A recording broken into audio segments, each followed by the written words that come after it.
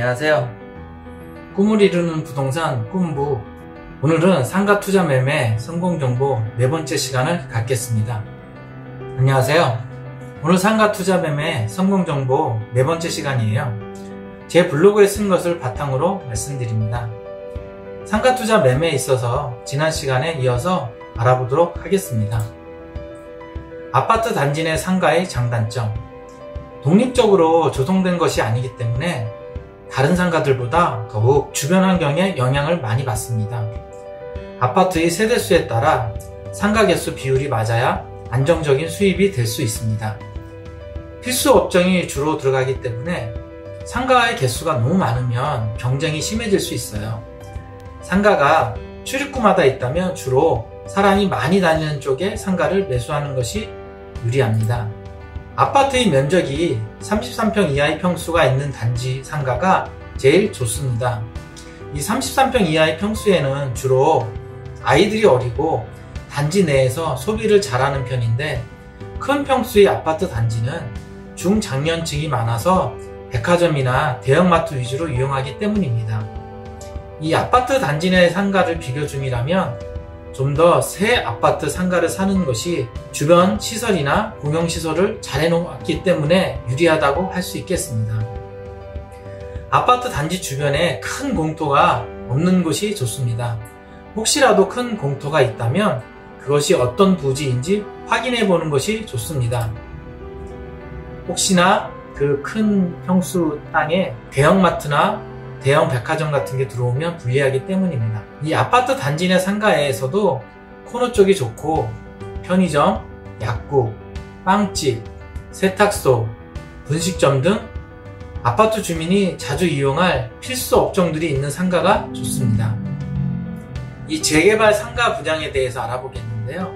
기존의 상가를 소유하다가 그 지역이 같이 재개발되는 경우 상가 수익률이 높아질 것으로 예상할 수 있습니다.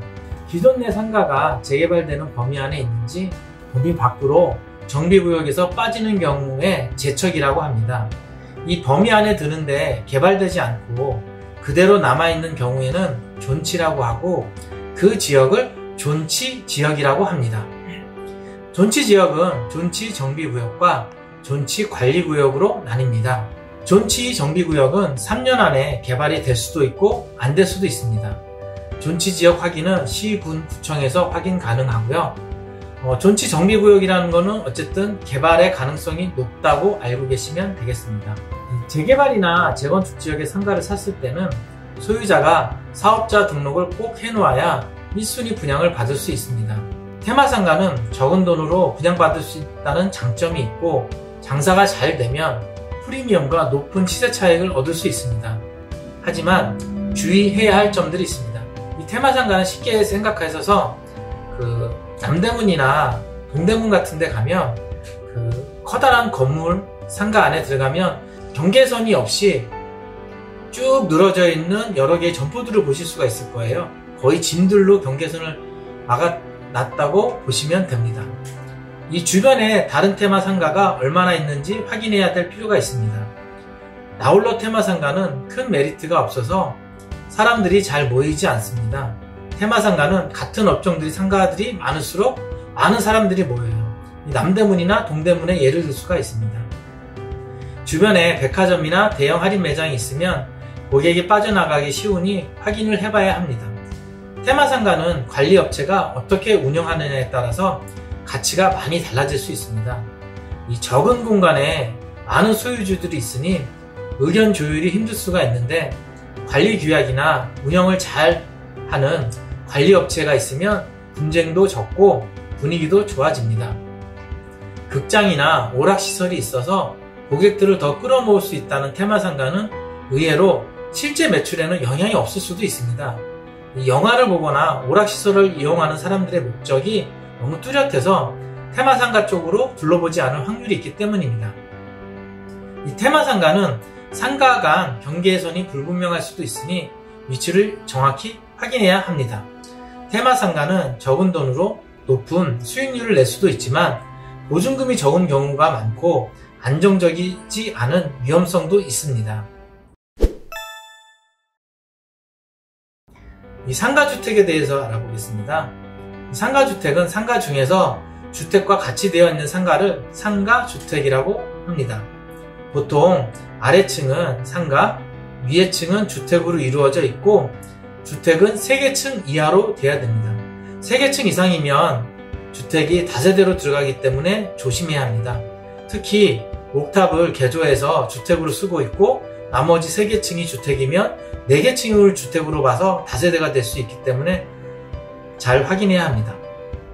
이 상가와 주택에서 월세를 받거나 주택은 직접 입주해서 사시는 경우도 있습니다. 상가주택의 경우는 큰 대로변보다는 주택가 안쪽이나 2차선 정도의 차도가 있는 곳에 위치하는 경우가 많습니다. 동네 상가를 주로 이루기 때문에 상가 면적이 세입자들이 적당하게 생각하는 크기인지도 한번 확인해 봐야 합니다. 주변 지역과 업종에 따라서 그런 것들은 또 차이가 있을 수가 있습니다. 어떤 업종이 주변에서 잘 되는지 돌아다니면서 확인해 놓는 것도 추후에 임대차를 놓을 때 참고할 수 있습니다. 이 상가의 위치는 평지가 제일 좋고 코너 건물이나 사람들이 이동하면서 노출이 잘 되는 곳이 좋습니다. 옆 건물보다 좀 더 앞으로 튀어나와 있는 건물이 더욱더 좋아요.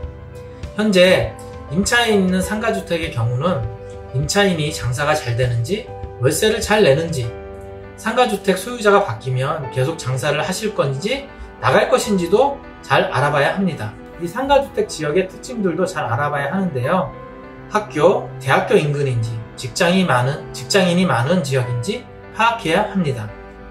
그리고 무조건 낡은 상가주택이라고 관심밖에 두지 말고 리모델링을 해서 가치를 더 높일 수도 있으니 여러 상황을 잘 살펴보아야 합니다. 이 오피스텔이 있습니다. 이 오피스텔도 건축법상 근린생활시설에 들어가니 한번 살펴보겠습니다. 법이 개정되고 나서 주거용으로 쓰면 주택으로 보고 업무용으로 쓰면 상가, 근린생활시설로 봅니다. 일부 오피스텔은 아파트 단지 내 함께 지어서 아파트의 부대시설과 서비스를 함께 이용하기도 합니다. 이 업무용 오피스텔은 상가이므로 주택수에 안 들어가나 주거용 오피스텔은 주택으로 보아 주택수에 들어갑니다. 처음 오피스텔을 취득할 때는 무조건 취득세는 4.6%의 세율을 받습니다. 오피스텔은 1, 2인 가구가 많이 사용하고 월세 수입이 안정적이라는 장점이 있습니다. 오피스텔을 일반 주택과 다르게 대출이 60%에서 70%까지도 나오므로 소규모 투자가 가능합니다.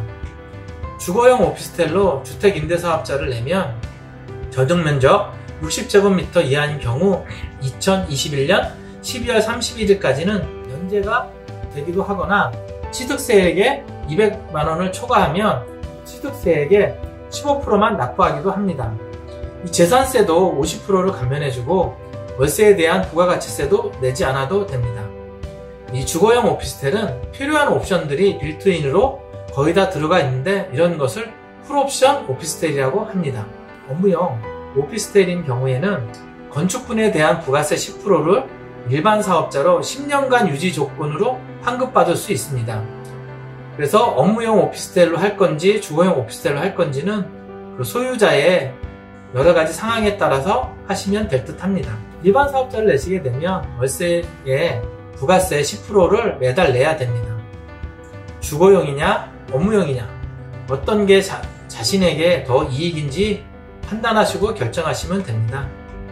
이 상가에서는 건축물 대장과 건물 등기사항 전부증명서를 필수로 살펴봐야 하는데 상가 건물에 관한 내용은 건물은 대장을 기준으로 합니다. 이 상가의 층수, 면적, 용도 등 상가 건물에 관한 내용을 정확히 알려면 건축물 대장을 봐야 하고요. 상가 소유주가 누구인지 권리에 관해서 알려면 건물 등기사항 전부증명서를 보시면 됩니다.